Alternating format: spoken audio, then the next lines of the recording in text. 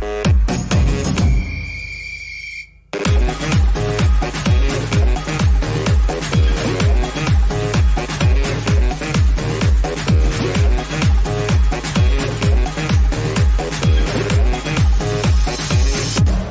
back to the Football Terrace, again sponsored by the Hitch app. We're here at the Al Thumama Stadium. In a few hours' time, Morocco versus Portugal. Cristiano Ronaldo is going to be in action. We'll be previewing that later on during the show for you. Lots to speak about today. Joined as ever by KJ. Here in a slightly overcast Doha today. Yeah, it's overcast. The breeze is still cool though. It's not too cold. It's nice. It's nice. It's actually nice. Perfect football weather. Perfect. For a quarter-final of the World Cup. It absolutely is. And we're going to get into previewing both the Morocco-Portugal and England-France game later, so stay with us. Make sure you're getting your comments below, liking and subscribing to the channel. Now, of course, we're going to talk about the last night's games as well. I'm sure you've watched our match reactions already. Kind of 12 hours or so later, how we're thinking and feeling about them. But I wanted to start off, of course, Ronaldo is playing today. But there's big news in the media in regards to Erik Ten Hag coming out and stating that he feels stabbed in the back by Cristiano Ronaldo. He is stating that Cristiano came in to see him, said he's not going to leave. He isn't now thinking of leaving. He was and now he isn't, and he's ready to stay. And there's been no more word about him wanting to leave up until this interview, and he feels kind of stabbed in the back. What do you make of Ten Hag's really strong words and points here? I believe them. I believe them because he's a consistent manager, I believe. I think he's consistent in the way that he's been treating all the players. I think he's consistent in the way that he's been over the years. And I believe that the main issue that Ronaldo had wasn't actually with Ten Hag. Yes, there was obviously the whole thing about him not playing and the coming on and not coming on, all of that, cool. But when you listen to the interview, it's more at the board, it's more at the way Manchester United are run. And we all know why Ronaldo did that interview, is to get him sacked and therefore so he can free to leave. But Ten Hag wouldn't have kept Ronaldo if he said, I'm going. So that is why I believe him, because that's the kind of manager he is. Well, this is the thing. Ronaldo kind of made it out like people at the club are trying to get rid of me. But it was Ronaldo's people that wanted to leave in the summer. They were trying to make the move. They didn't get the club to come in and buy them. He then told Ten Hag that he wasn't looking to move on. I believe that Ten Hag didn't want him. I believe Ten Hag was happy for him to leave. But Man United couldn't find him a club. He couldn't find a club. So it's, okay, well, we're kind of stuck with each other. Let's be professional and let's get the best out of this situation. And I just think Ronaldo's got to a point where he realizes I can still score goals, I can still be impactful, but maybe not in the fastest, strongest league in the world. I need to go somewhere where I'm able to flourish, and it very much at this moment looks like that's going to be Saudi Arabia. No Champions League team as it stands has come in for him. So look, I think Ten Hag has just basically come out and said, look, I didn't know he was thinking of leaving. We'd always got on okay, and then this interview comes out. And like I've said before, there was nothing in the interview that stood out to me as a wow moment. Yeah. The trailer for it was better than the interview. And that's because Ronaldo doesn't have any dirt on Ten Hag. He doesn't have any. The Glazer stuff, we already knew. It was just him confirming what we already knew. He read Twitter. It was basically like Ronaldo read Mike, Love United, Hate Glazer Twitter, and just made an interview based up on his tweets and points for a certain level of attraction to get himself sacked. It was as simple as that, but it's a nothing thing, really and truly for me. One last thing as well, Ten Hag did say that he wanted to work with Ronaldo, so it's not like he saw him and was like, I'd never want to work with him. He wanted to work with him. I think it's just wrong time. You know, when two people meet at the wrong time, I think it's one of those. Barry Manilow had a brilliant song that came out, I think, in the 70s. It was called Right Love at the Wrong Time. Yes. And that's exactly what this was here. But what do you make, viewers, of the comments from Ten Hag about Cristiano Ronaldo? Let us know now. Of course, Brazil went out last night. How? Brazil! How, bruv? Tell Honestly, me. we've been out and about here for the past 48 hours, and the Brazilians have been... The best vibe has come from the Brazilians. The Croatians have been crazy good. Yeah. The Argentinians are amazing. But Brazil, they've just got that flair, that samba. There's love in their voice when they speak football, and they're out.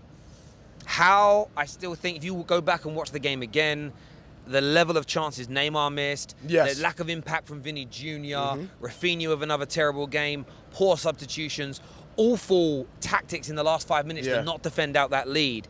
They are gone. So many things to digest, but one thing that hasn't really been brought up is why on God's green earth did in-form Martinelli from Arsenal not come on, in your opinion?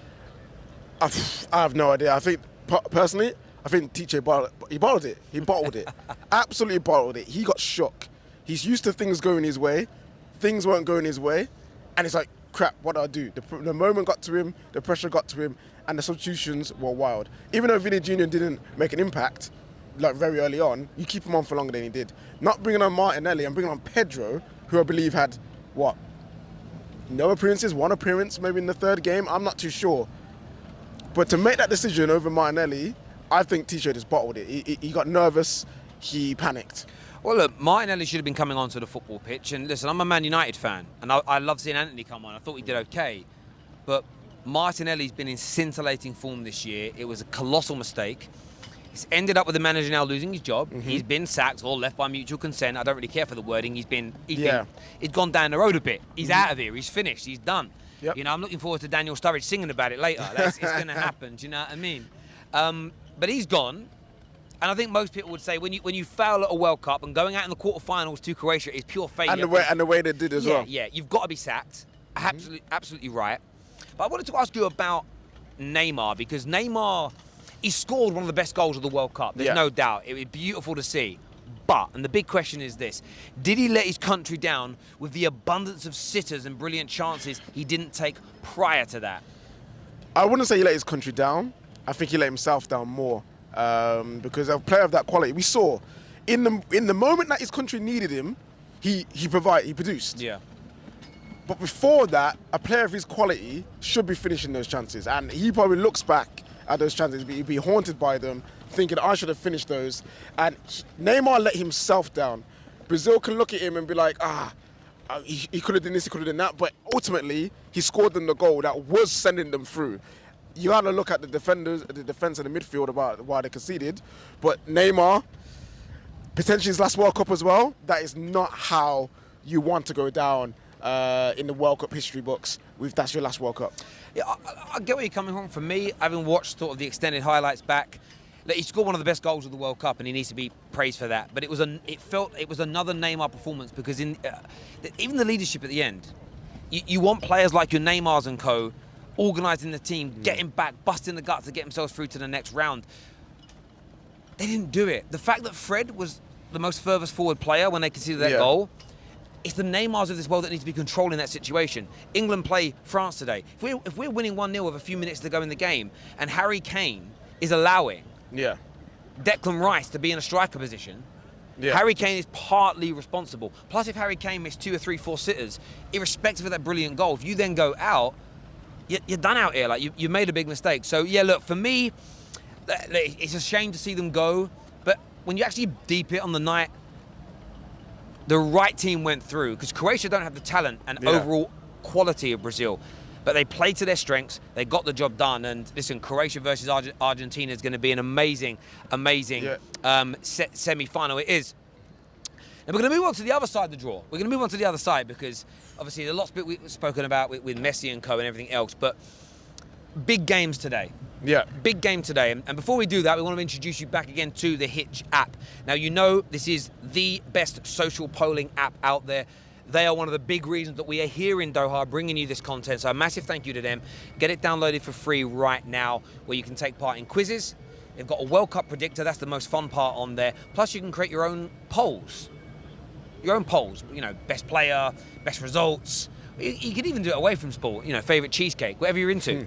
And you earn coins. Those coins can be transferred into real money at no cost to you. I've earned just over £45 now since I've been using the app, which is amazing. It's a bit of extra pocket money, pays for a little bit of food, especially out here. Doha's food.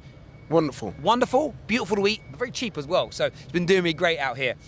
So I'm going to do the first prediction with you. Yeah. Okay. Here we go. So who's winning? Who's winning the game, Morocco or Portugal? And will it be in regular time, extra time, or penalties? Ooh, Portugal. Ronaldo. Regular time? Regular time. Regular time. Okay, Portugal, regular time. Viewers, make sure you join in as well. I want to know in the comments section who you've picked. Obviously, at half-time, what's the result going to be? 0-0. So draw. Drawing. Okay. What will the match result be at regular time? Portugal win. You already said that, yeah? Yeah, Portugal win 1-0, I reckon. Okay, when will the first goal be? First goal will be the 85th, last minute. Wow, that'd be great. How will the goal be scored? Open play, free kick, penalty, own goal? Set piece. Set piece. Okay, so free kick or penalty. And total goals from both teams combined 0-1. We already know that because you said 1-0. How many corners? How many corners? Yeah, 13 plus. 13 plus on that bad boy. Mm-hmm. How many yellows? I want to go. What's the highest you can get? 6 plus. 6 plus. Yes. 6 plus we're going to go for on It's going to be scrappy. Any red cards? Red card incoming. For? Morocco. Yeah. That's you locked in there, KJ. Yeah. That is you locked into that one. Now, why? Why Portugal? Why do you think Portugal are going to win today? How do you think Ronnie and the boys are going to get through? I think seeing Argentina and Messi go through will spur on Ronaldo. If he starts, we don't know. We don't know what Santos is going to do. But seeing that happen, he's going to be fired up, which will fired up for the rest of the team. Yeah. I believe also that Morocco will play hard. Morocco will play hard as hell. They'll play their hearts out. They'll play with passion, desire, determination. But I feel like it won't last because they've never been to this stage before. The pressure is there. And even though they'll be doing all these things, I feel like they just won't have that enough. That's why I said it will be a 1-0 win in the last moments, because I feel like they'll just, that little period towards the end, I think that's where the heart-wrenching dagger will be stabbed into their hearts. And I think without Ronaldo and co, they've got the quality to win this game. Look, I hear where you're coming from, 110%. I would love to see Morocco do it because they are the biggest underdog remaining in this tournament. Their fans have been vibes. There's still so many people here we've spoke to loads from different parts of Africa that have stayed just to support Morocco. And that's a beautiful thing to see, that continent coming together. But this Portugal team, I'm going to say it like I said it the other day, will Ronaldo go through is a question the newspapers are asking. Well, I asked you, will Ronnie and the team go through? Portugal win if Ronaldo doesn't start. Now, let me just, you might have better focus on it. Santos, do not start Ronaldo. Don't bottle it, my son. Don't bottle it. And that's my message. Like, genuinely, that is my message. If they keep Ronaldo on the bench, you start the same lineup as a few days ago. Yeah. You keep Bruno Fernandes cooking. This team, Portugal, by this evening, people are going to be talking about Portugal as one of the favourites. You reckon? They are. So my question is then, to do that, they have to play obviously extremely well and score multiple goals. How many goals do you think they're going to get? Well, we're going to do for me, I'm going to go with 3-1. I think Morocco are going to score. Yeah. Morocco might even score first, but I just think this Portugal team has too much creativity. What they now have, of course, we haven't mentioned his name yet, Ramos, who has put the best performance in, bar none, so far, single game performance at this World Cup. Also, one of the best individual performances at a World Cup I have seen in my lifetime. Barely any caps, comes in from the cold and delivers three goals and an assist to put his team through to this stage. With him, with Bernardo Silva and Bruno Fernandes feeding him. Listen, we think Marcus Rashford's good at feeding people. These two are going to they're going to cook tonight. They're going to absolutely cook us a feast. And I'm looking forward to it. There'll be great vibes. I'm going for a 3-1 Portugal win, but that's only if Ronaldo doesn't start. And if Ronaldo starts, then my mind completely switches. They'll go out. Wow. They'll go out if Ronaldo starts. Wow, you are a madman. I'm not. I just speak facts. I told everybody with Argentina, if you get rid of the older guard and put younger players around Messi, he and them will cook. They have. That is true. I said if you drop Ronaldo, put in some more youthful exuberance, Portugal will go to another level. They have. I'm not making this up to be horrible about anybody. I just know football. It's as simple as that. That's why I got this. No, I'm joking. But that's just my prediction there. Of course, the other big game tonight, make sure like buttons are being hit, by the way, people. Make sure you're subscribing, make sure you're getting your comments in below. But I'm gonna hand the predictor app over to you now. Here we just go. wait for this to open. Do you know what? The Face ID does not work with my new Ray-Bans on. It doesn't work, right? So I'm gonna hand it over to you. We're gonna predict England, France. Let's screen record this. Now that's the light I just put on. That's gonna screen record now. And then we're gonna talk about England versus France, people. That's what we're gonna do. Here we go, people. Terry Fleurs, England versus France. Yes. So, who is going to go through, and at what time? England in extra time. Ooh, England in extra time there. Okay. What would be the result? Oh, see, England in extra time. Result of that game. What will be the match result after regular time? A draw. Yes. Yes. It'll be a draw. My bad, people. Here we go. When will the first goal be scored during regular time? About 35 minutes in. 35 minutes in. Okay. About 35 minutes in. Okay. How will the first goal be scored? Open play. Open play. Yes. Okay. You are confident of that. Yes. Total goals combined during regular time. 4. 2-2. 2-2 is what I'm going for. 2-2. 2-2. Okay, here we go. How many corners? 11. About 11 corners. 10 to 12. 10 to 12, yeah. Around 10 to 12. Total yellow cards. About 6 plus. 6 plus. 6 plus. There'll be a lot of yellow cards today. A lot of yellow cards. Will there be any red cards? None. They ain't sending people off in these last group stage. They're not doing it. Fair enough. Unless it's something mad, they're not sending anyone off. All right. We saw yesterday with Endo. All right, we are confirming that locked in.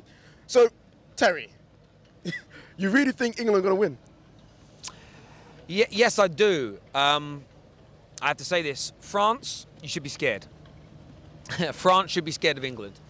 England, though, should also be scared of France. There should be an equal amount of worry and fear in both, but that should then be used as adrenaline. I think Mbappe, sensational. Olivier Giroud, the most dangerous striker in French football history. Facts. There's no debate. He's done it. He scored more than anybody else. They've got Rabiot and Tchouaméni who perform well. Brilliant backline with Upamecano and Varane. But for the first time in my life, England have multiple players in form at a World Cup. Saka, Kane, Phil Foden, Jude Bellingham. Declan Rice has actually played very, very well indeed. Yeah. They're going to be dangerous. They're going to score goals. We are not keeping a clean sheet, in my opinion, against the French. But I believe we'll score as well. Yeah. I believe Poland created multiple opportunities. They just couldn't finish their dinner. We will. So I'm going for 2-2 in normal time. And then this is my prediction. I mean this. I said it was going to be his World Cup. Marcus Rashford against Mbappe. Rashford's going to score the winning goal in extra time. Rashford is going to score the winning goal in extra time. Are you guys hearing this? Sir Marcus Rashford. Sir Marcus Rashford is going to feed the country again with a goal. 3-2 after extra time. England through to the semi-finals. That's my prediction. How do you see it, Gam? Well, Terry, I think I'm dressed appropriately for this occasion. I'm dressed in the all-black England kit. The funeral. For the funeral. It's the end of the journey. You know what I'm saying? That's what's going to happen. I believe, again, I also believe it'll be, the tunes are playing. Big tunes. Big tunes. But I believe England will give France a good game. Wait, everyone, watch Terry Jig. Terry Jig. Now that you've said it, I'm not moving. It has to come natural, yeah. Yeah. I'm not a barking seal. Is this a circus? No, it's not. It's the football terrace, people. Some would say it's a circus when you say that. But yeah, no. England will give France a good game. It won't be this drumming that people are believing it's going to be. People say, Mbappe versus Maguire, it's going to be over. Yeah. I believe England will give them a good game. I just think that the quality of Mbappe, of Giroud, the movement of Dembele as well within there, and Griezmann, who's had an excellent tournament going under the radar, I think that'll be a bit too much for the England. And to me, again, England's squad, I have faith in. The players, I believe, we've got quality players like the ones you listed, in form as well. But this is a massive, massive game for Gareth Southgate. My requirements for England this tournament was quarterfinals, and Southgate, do not be a coward. This is the ultimate test now. The biggest opponents they've ever faced. Can he do something? And nothing you've said is illogical, or I don't disagree with any of the way you're thinking. Does that make sense? It's a fair prediction. If we bottle it and we're too pragmatic, then we'll lose. Yeah. I've just got a little bit of a feeling we're going to go for this today. I think that the Croatias of this world, the Moroccos of this world, it's inspirational. And we are an underdog today. Yeah. And we've been an underdog every round because we've been predicted to knock out the group. Senegal were going to knock us out, and we keep proving people wrong, and I think we're going to do the same today. But viewers, I want your thoughts and I want your feelings in the comments section below. Of course, download Hitch now. Get yourself subscribed to it. It's free to use. I want you to do your World Cup Predictor app. Start earning some coins, start earning some money, courtesy of us and our partners at Hitch. We're off now because we're going to go and watch. We're going to go and watch Morocco versus Portugal. Until next time, my people, take care, goodbye, God bless, and we'll see you all again very, very soon. Thank you. Peace. See!